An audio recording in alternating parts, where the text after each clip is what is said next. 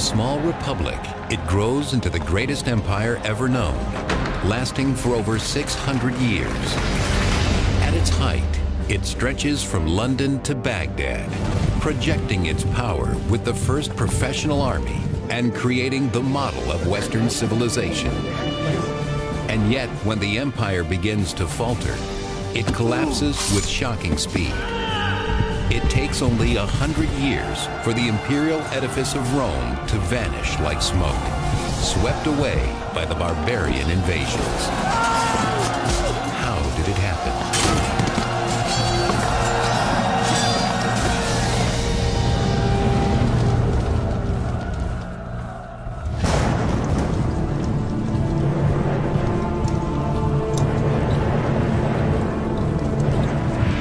It is late in the 2nd century BC, 100 years before the crucifixion of Christ, a decade before the birth of Julius Caesar.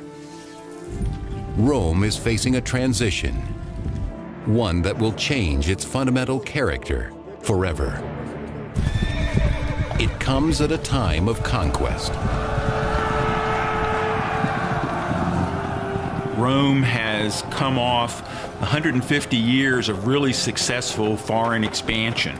They've defeated Carthage, their great enemy across the Mediterranean Sea in Africa, and they've begun to expand to the north, and they've made big conquests that are hard to keep in Spain.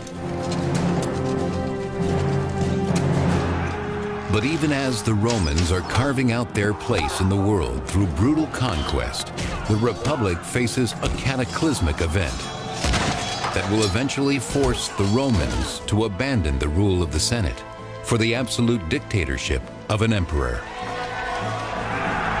It begins with the First Barbarian War.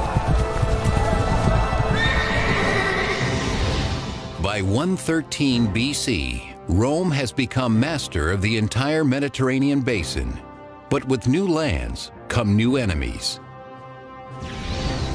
The Romans know that there are more people farther away, especially to the north, and that these people are, if anything, even more formidable than the armies they've defeated before, and they're worried about those people coming into Italy. Beyond the borders of Roman civilization, the soldiers face an unfamiliar breed of warrior.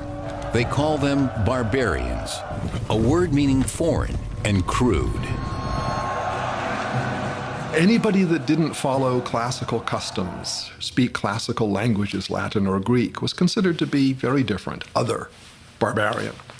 And Rome simply regarded them as much less capable, much less civilized than themselves. Only the rugged alpine mountain range keeps the northern barbarians at bay. The Alps mountain chain at the top of Italy is like the cork in the bottle that keeps the bad guys away from the Roman point of view, and the Romans don't control that cork. And so they know that it could pop out at any time and the enemy could come pouring into Italy, or at least that's their fear.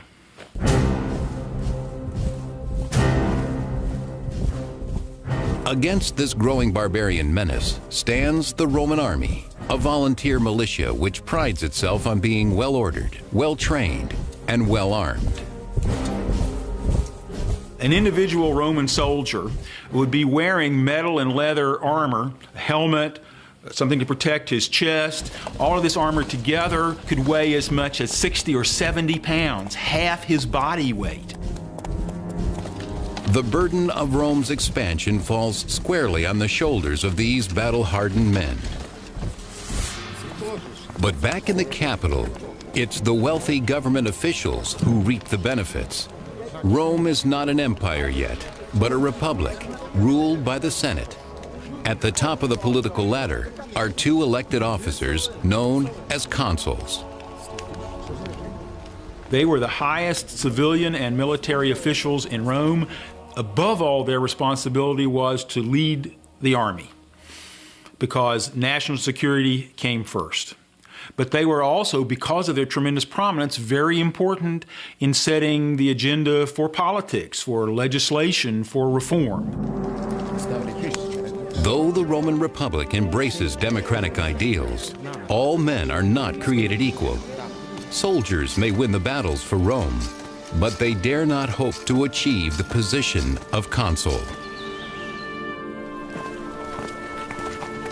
The highest office is reserved for members of Rome's most important families, like Gnaeus, Papirius, Carbo. A very small number of families dominated the elections to become consul. This is part of the belief that Rome really needed the kind of honor that came from a long, distinguished family history. Now, as Rome expands, this honor is no longer based on merit, but on money. What's happening in Rome is, as Rome conquers more territory, more wealth is going to flow into the city. And there's a sense that wealth is going to demoralize the citizen body and the aristocracy both. That as wealth becomes more and more powerful in Roman society, more and more enticing, that this is going to infiltrate its way into the political process. By spreading around his wealth, Carbo can buy his place as consul. In terms of campaigning, one of the things that you'll find as you go on later in the Republic is the system becomes extremely corrupt. You have people bestowing all sorts of largesse, any sort of little kind of gifts or remuneration in order to get your vote. But in the north, a dangerous new tribe, the Cimbri, is on the move. From their home in northern Europe, they journey south toward Roman territory. Completely uncivilized, the Cimbri radiate terror, according to the famous ancient biographer Plutarch.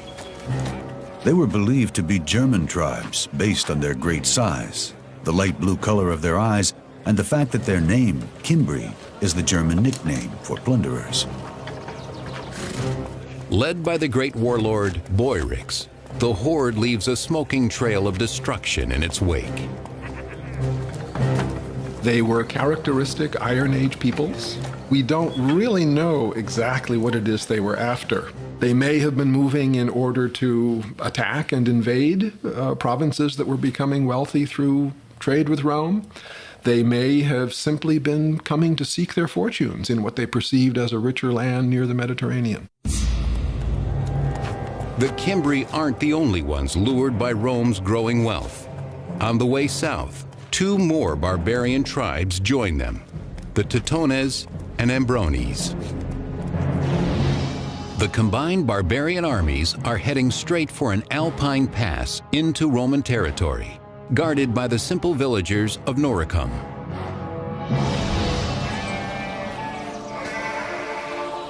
Though Noricum is not a Roman territory, its proximity to the Roman border ties its people closely to the Republic. Noricum is the area that we would say today is essentially Austria. The people who live there are the Norici, and therefore the territory is named after them. The people there, the Norici, controlled the Alpine passes. Romans also rely on the Noricans for trade, as their skills working in precious metals and iron are well known.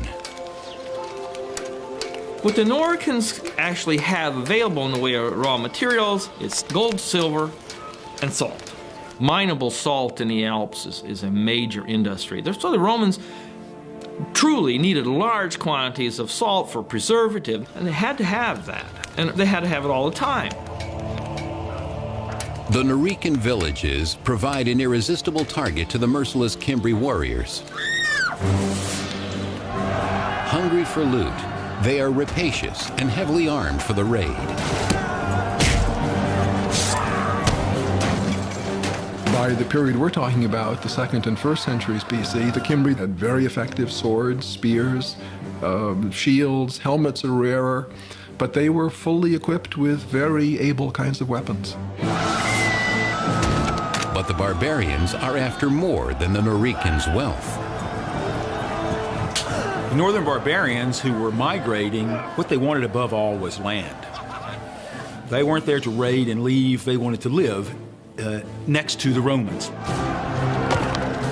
The craftsmen of Noricum stand no chance against the warriors of the north.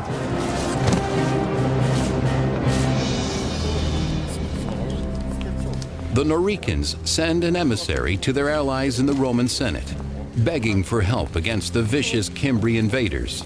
They seek out the aristocrat Carbo, whose politicking has finally paid off. He now holds the post of consul, the most prestigious office in Rome. Carbo orders his aide to begin preparations for war. He has just 1 year to win the glory and riches that come from battle. We're talking about needing to show the qualities of leadership through a display of manliness. And a display of manliness meant success on the battlefield. Generals not only feathered the nest of themselves and their families, but of all their supporters. Carbo takes the challenge, leading his troops to Noricum. Despite an utter lack of experience in the ways of war, he is eager to prove that he is more than just a wealthy senator. He arrives in Noricum, backed by the men of the Roman army. After a century of victories, they exude confidence. The Cimbri claimed they didn't know that they were in territory that they shouldn't have been in. They sent ambassadors. The barbarians have never seen such a well-equipped and disciplined force. The warlord Boyrix tells Carbo his people only wish to return home peacefully. Carbo agrees to let them go. But there is little glory in a truce. The Roman general devises a plan to force the victory he so badly needs.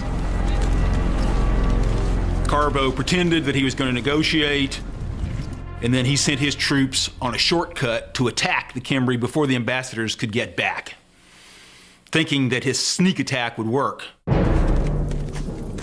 Carbo's plan backfires. The Roman commander Carbo outfoxed this group called the Cimbri, but he did it in a way that smelled of disgrace. A few of the Cimbrian ambassadors survived to carry a tale of treachery back to the barbarian camp. Furious, the barbarians swear they will never leave until they exact bloody revenge. Classical biographer Plutarch. Their courage and daring were irresistible. They rushed into battle with the speed of a raging fire. Nothing could stand up to them.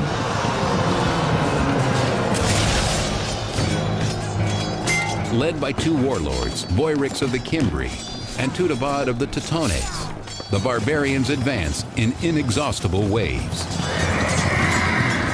The archaeology tells us that they had very good weapons, not inferior to Romans.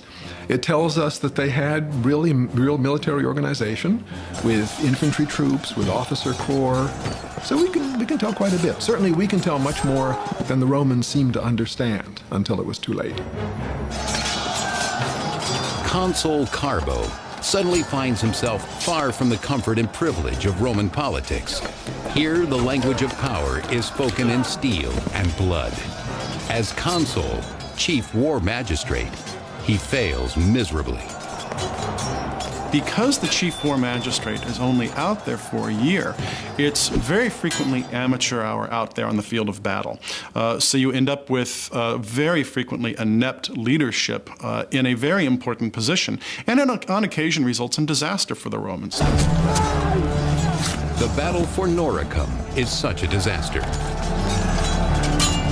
The Romans were in the end saved from being pushed over the cliff into the hell of utter destruction only by a giant storm, lightning, thunder, and rain. Knocked from his horse, Carbo struggles to flee from the deadly chaos. He escapes the battle only to commit suicide, for he has disgraced himself and Rome in the eyes of the gods. God saved the Romans, but only just, and only after many, many had been killed. What did that mean? It meant the gods were unhappy at the way the Romans behaved. And yet the Romans cling to the notion that only the aristocrats can lead them to victory. The Romans believed that old meant good, new meant dangerous. So they, for their politicians and their leaders, they preferred people with a long, distinguished family history. Over the next decade, a string of nobles, all armed with more arrogance than skill, lead armies north to protect Rome's province in Gaul. They meet the barbarians at Tolosa, Bertigala, and finally Arausio, present-day Toulouse, Bordeaux, and Orange, France. In each instance, the barbarians completely rout Rome's heralded legions. The Romans had their particular formal ways of fighting.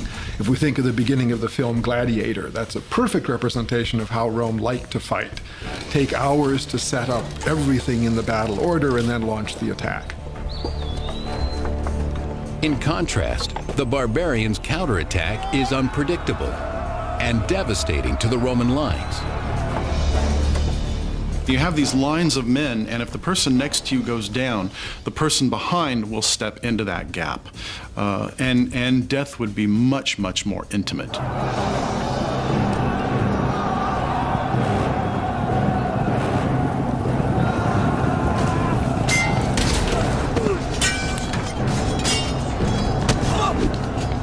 The death toll is staggering.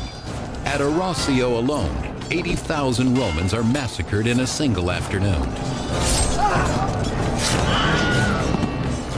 When an army lost its cohesiveness, then the men were literally like fish in a barrel to be picked off at leisure by the other side. So when a side has been defeated, then the victors, they just slaughter them one by one, with no danger to the people doing the slaughtering. It's not a battle anymore, it's a mass execution.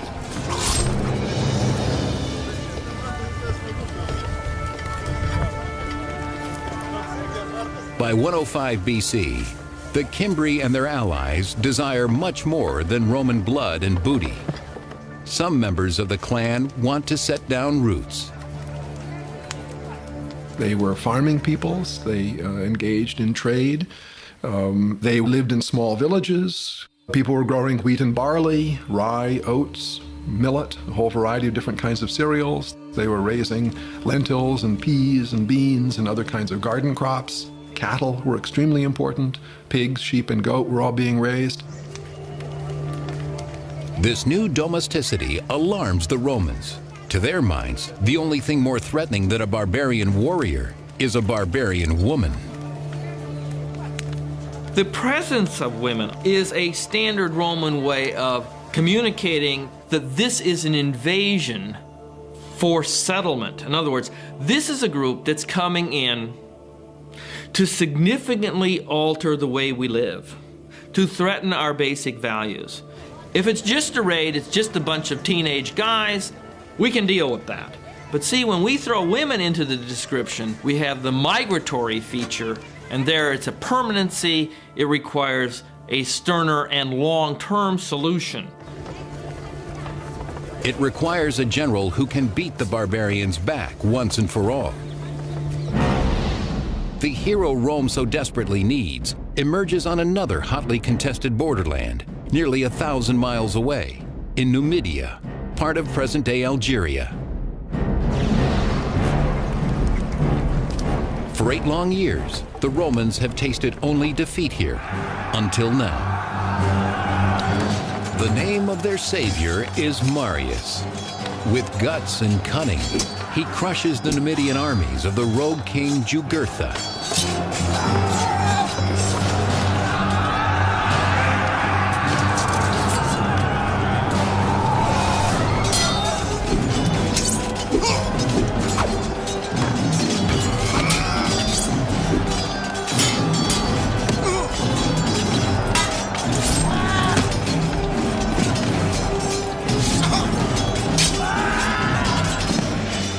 Rome needed great soldiers, and Marius was the greatest Rome had yet seen.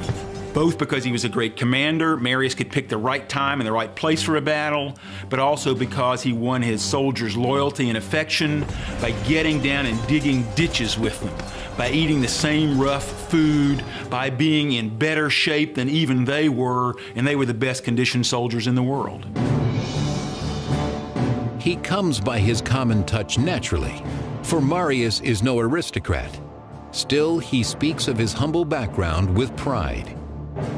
I cannot point to my ancestors, but I can show medals and other military honors, to say nothing of the scars on my body, all of them in front. These are my title of nobility. Now, as the northern barbarians close in, the Romans turn to Marius, their last and best hope. He's a proven military commander, and you don't want to fool around when you have Teutones and Cimbri who have defeated army after army. You really want to take care of the problem urgently, and so you want to send a capable leader out on the field. But even the great Marius cannot lead without men to follow him. Devastated by a decade of war, Rome faces critical troop shortages. If you have as many men lost to the German tribes in 113 and 109 and 107 and 106 and 105 as the Romans did, that's going to traumatize Roman society pretty severely. Despite a vigorous recruitment campaign, Marius cannot find enough qualified men, landholders who are willing to serve. To be in the Roman army in the High Republic, you had to have a property qualification. You had to be a person of means, and this causes some problems for the Roman army because there's a problem with manpower. Marius's solution is as simple as it is radical. He sends his recruiters out to seek soldiers among the landless poor. You don't have to be a property holder to be a Roman citizen, so why should you have to be a property owner to be a legionnaire? Many people wish to be soldiers. It's a good job, and it's probably an exciting job. Opportunities for booty, wine, women, and song, chance to see the world at government expense, etc. The same things that we see on our recruitment posters. Marius said anybody can be in the army. This then gave the Romans a much greater pool of men on which to draw to strengthen their legions, because in Roman society there were many, many, many more poor than there were middle class. The old guard judges recruits by their income. Marius judges his by their fighting potential. Stand up against a legionary, and you can stand up to the barbarians. By extending the search for legionnaires down into the proletariat, what that rather quickly does is it makes the ordinary soldier even more dependent upon the success of the commander. The general is expected to provide for his men and to provide for them as soon as he can, and to be generous. Lured by the promise of wealth, a new breed of Roman soldier marches to war. Marius pledges to give them all the tools and skills they need. I will teach you to strike down an enemy. Fear nothing but disgrace, to sleep on bare ground and work hard on an empty stomach. In 104 BC, Marius and his army set off for Gaul to meet the Cimbri. In a stroke of good fortune for the Romans, the barbarians choose that very moment to leave Gaul and raid Hispania instead. It is a tactical mistake that buys Marius valuable time. Marius molds his new army from the ground up. He not only hardens them to the rigors of a soldier's life, he makes them love it. Marius made lots of innovations in the army. For example, he gave each legion an eagle, a silver eagle as its standard. He trained his men to carry what they needed on campaign so they could move faster. But he weighed them down so much that they called themselves Marius's mules. Marius didn't need pack animals for his army to go on campaign. He already had his mules, and they only had 2 legs. But they were more effective. They were more flexible. And it's the flexibility of the legions that is enhanced by Marius's military reforms, including the standardization of equipment. Well-equipped and unified in spirit, Marius's mules are transformed but untested. 2 years pass with no sign of the barbarians. Still, the fear they inspire remains. Panicked, the Romans ignore their own ancient traditions about term limits and re-elect Marius consul, the chief magistrate of war. I think part of the problem is to deal with the threat from the north, you have to give Marius this extraordinary command where in 104, 103, 102, 101, 100, he's consul. Boom, boom, boom, boom, boom. At last, in 102 BC, the Phantom Menace becomes real. The Cimbri, Teutones, and Ambrones sweep out of the north and west on a collision course with Rome. Marius builds a fortress near Arausio. He sends another army to guard Noricum. For above all else, the Alpine passes into Italy must be protected. Within weeks, half of the horde, the Teutones and Ambrones, swarm around Marius's fort, a terrifying sight according to Plutarch. Their numbers appeared to be infinite. They were hideous to look at. Their speech and their shouting were unlike anything that anyone had ever heard before. And yet Marius forces his men to look and learn. Marius was a brilliant military man. He understood the life and the thoughts and the psychology of a soldier. What Marius gave to the Roman Republic was confidence that Romans could defeat the fiercest barbarians in the world. The fortress holds. The Teutones and Ambrones cannot pass. 150,000 strong, they head south, seeking another Alpine pass. The Romans pursue them at a distance, in no hurry to engage till the right time and place. For Marius has already picked out the perfect battlefield, where he will at last unleash the power of his unconventional army. He moves his troops from his fortress at Arausio to Aquae Sextiae, modern-day Aix-en-Provence, France. There, Marius orders his men to set up camp. He chooses his position carefully. The Roman camp is a singular military piece of machinery. It would preferably be on high ground in order to see any kind of enemy maneuvers. It's going to be laid out on a grid pattern. You're going to surround it with a deep ditch, and you're going to have a rampart dug heaped up above that ditch, what's known as an ager, and everyone would have their place. There is one more feature that most camps have, but this particular camp is lacking. Classical biographer Plutarch. Marius chose a place that was not very well supplied with water. They said he did this deliberately so as to encourage his soldiers to fight. When people complained they were thirsty, Marius pointed to a river running close by the barbarian camp. "There is some drinking water for you," he said, "but you have to pay for it with blood."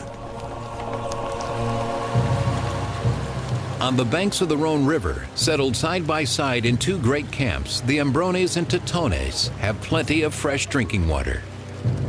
Confident that the Romans are no match for them, the Ambrones lose themselves in feasting and making merry. The Romans, especially the ordinary soldiers, were afraid of the northern barbarians, the ones from the farthest north, from the coldest climates. Tough climates made for tough men. They were much bigger than the Romans, they were much louder than the Romans, and from the Roman point of view, they were smelly. Not because they didn't bathe, they probably bathed more than the Roman soldiers, but they used, shall we say, a different cologne, bear fat. The Romans were used to the scent of olive oil. They never suspect the danger lurking in the forest as a small but desperate contingent of Marius's troops creep up on the barbarian camp. Roman soldiers were always afraid because they weren't fools. They knew that they were going to be in danger of being killed just as easily as the enemy, because Roman soldiers didn't do their real killing from a distance.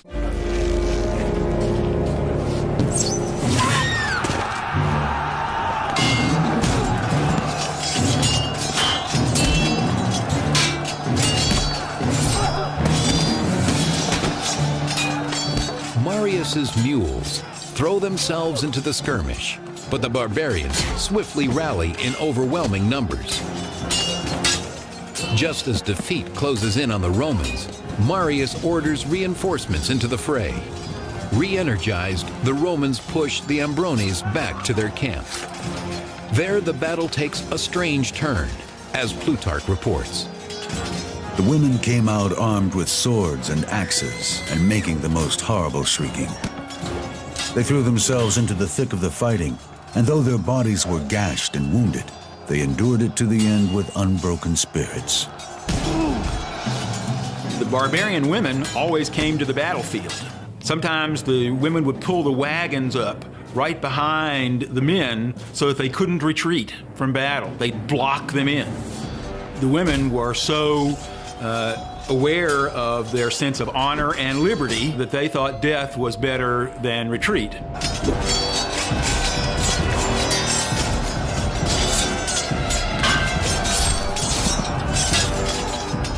The Romans thought that these women were unbelievably brave, unbelievably courageous. They thought these barbarians were the ultimate risk takers. By bringing their family to the battlefield, they're putting everything on that one roll of the dice. We win or we die, and that means all of us, men, women, children, babies.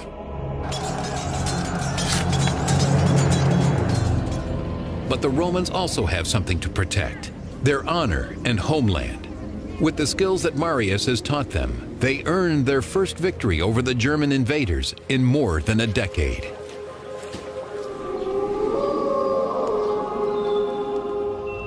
Back at camp, Marius prepares for the revenge attack that will certainly be launched by Teutobod, king of the Teutones. In Aquae Sextii, he faced a really difficult tactical situation. As usual, the enemy far outnumbered the Romans. But Marius, always able to choose the right time and the right place, carefully selected the terrain. He lays a trap with his trusted captain, Claudius Marcellus. Marius sends Marcellus with 3,000 men into the woods behind the Teutonus camp. He instructs them to lay low until the fighting begins. The barbarians, spoiling for vengeance, charge up the hill to the Roman camp, just as Marius has planned. They meet a wall of swords, according to Plutarch. Marius himself fought in the front rank, putting into practice the orders he'd given his soldiers. For he was in as good training as anyone, and in daring, he far surpassed them all. This battle was a real test of Marius's philosophy in creating his mules that were strong enough to stand up with all of their armor and to stay in position and to hold their discipline even when the enemy was yelling and charging with a fantastic fierceness. And then in full armor rush them with their swords so that they could be like a flying wedge coming downhill and smashing the enemy. As Marius and his men force the barbarians back, Marcellus and his cohorts burst from the woods. Together they snuff out any hope of retreat for King Teutobod and his warriors. The body count defies imagination. The Romans slaughter more than 100,000 Teutones. The rest they take as slaves, spoils of war that will make Marius's mules and all of his supporters rich. His patronage is not just to the soldiers. He is very generous to all Romans of all ranks. Marius, by monopolizing power at the very top, in reality becomes the patron of even members of the senatorial class. Swept up by the barbarian fever, the Romans once again elect Marius to Rome's most important office. He will serve as consul for an unprecedented 5th term. There was such an immense fear that the barbarians would come pouring in through the gateway of the Alps, which the Romans didn't control, and lay waste to Italy and sack Rome. Politics has to take the hindmost. For Rome is not out of danger. Marius has only crushed half of the barbarian horde. the Cimbri, the most fearsome barbarians of all, are still on the loose. While Marius is in Rome, the Cimbri break through the Roman fortifications at Noricum. The enemy has at last breached Italy's borders and is ravaging the Po Plain. Clearly, only one man has the courage and cunning to meet this new crisis: Consul Marius. From Rome, Marius rushes north to the Po Plain, vowing to eliminate the barbarians once and for all.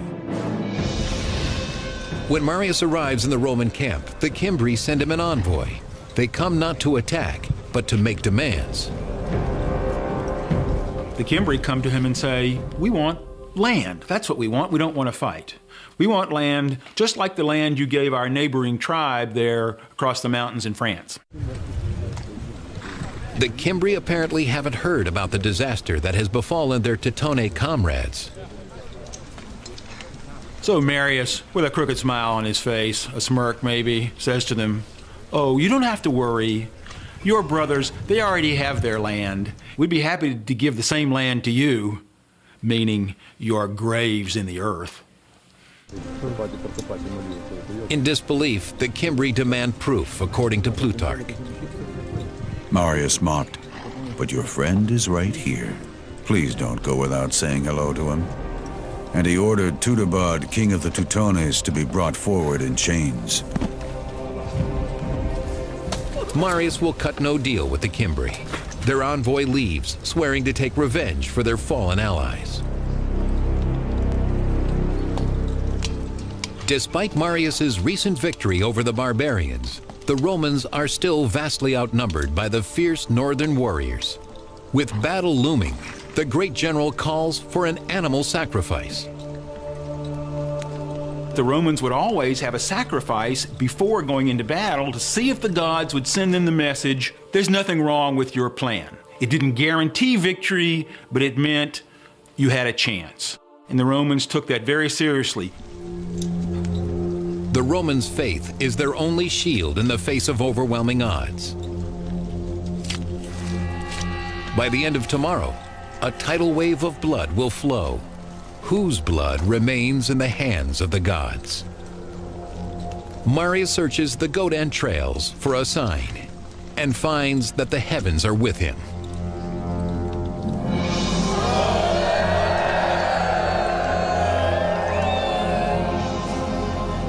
In 101 BC, all Rome holds its breath as two mortal enemies meet outside the hamlet of Vercelli, Italy.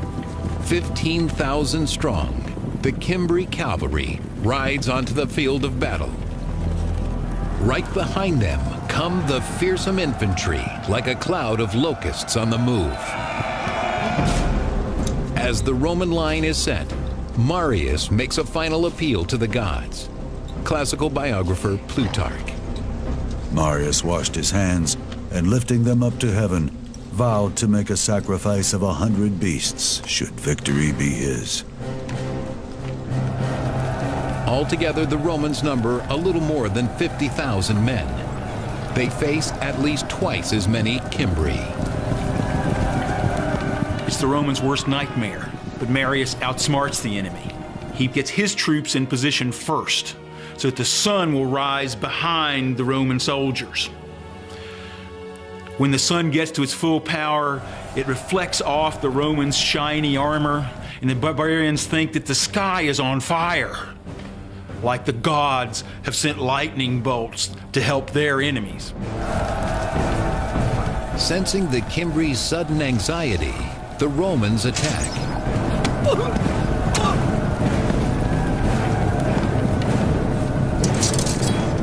Romans do have slingers, they do have archers, but the foot infantry is the mainstay of the battle. You're going to get blood on you, you're going to hear the groans of the person you're killing, the person who's getting killed next to you. You can't tell what's going on behind you or to the side of you because you're wearing a helmet.